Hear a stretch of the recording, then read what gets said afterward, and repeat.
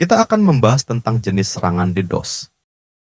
DDoS adalah jenis serangan siber yang bertujuan untuk membuat suatu layanan atau situs web menjadi tidak dapat diakses oleh pengguna dengan cara membanjiri server atau jaringan target dengan lalu lintas, trafik yang sangat besar.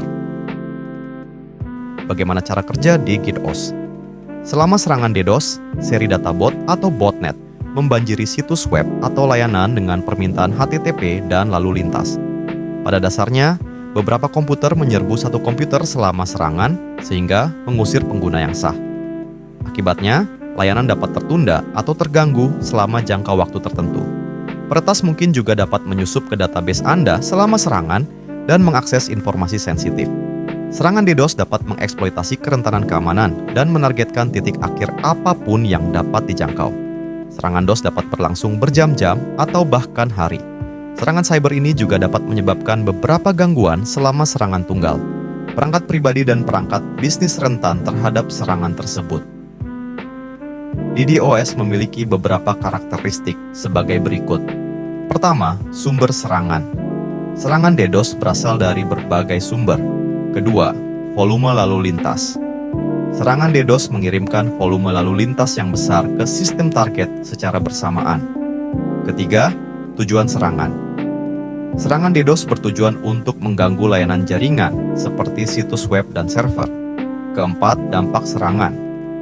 Serangan DDoS dapat menyebabkan gangguan atau penghentian layanan. Kelima, sulit dideteksi. Serangan DDoS sulit dideteksi dan dihentikan karena berasal dari banyak sumber yang berbeda.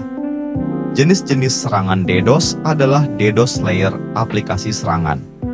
DDoS layer aplikasi adalah tipe DDoS paling sederhana.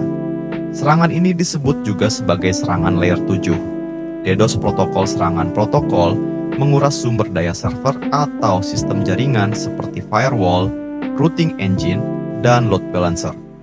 Contohnya adalah serangan banjir scene flood. DDoS volumetric. Serangan volumetric dilakukan dengan melimpahkan trafik yang sangat banyak ke server sehingga bandwidth server habis. Ada beberapa tanda-tanda dari serangan DDoS yang harus diperhatikan kinerja server menurun. Server yang digunakan untuk menjalankan situs atau aplikasi mungkin menjadi sangat lambat atau bahkan tidak responsif sama sekali. Lambatnya akses website atau layanan karena server tidak dapat menangani volume trafik yang tinggi. Keterbatasan akses. Pengguna mungkin mendapatkan pesan kesalahan atau halaman yang tidak dapat dimuat. Timeout saat mencoba mengakses situs. Pemblokiran IP atau akses oleh firewall. Serangan DDoS dapat menyebabkan pemblokiran akses IP tertentu oleh firewall atau perangkat jaringan yang lain. Kehilangan koneksi jaringan atau gangguan layanan. Koneksi internet atau layanan jaringan lainnya bisa mengalami gangguan atau terputus secara tidak terduga. Serangan DDoS dapat menyebabkan gangguan besar pada operasi bisnis, mengakibatkan kerugian finansial, dan merusak reputasi. Mencegah DDoS attack sangat penting untuk menjaga kontinuitas bisnis dan kepercayaan pelanggan. Dengan langkah-langkah pencegahan yang tepat, Anda dapat meminimalkan risiko dan dampak dari serangan ini.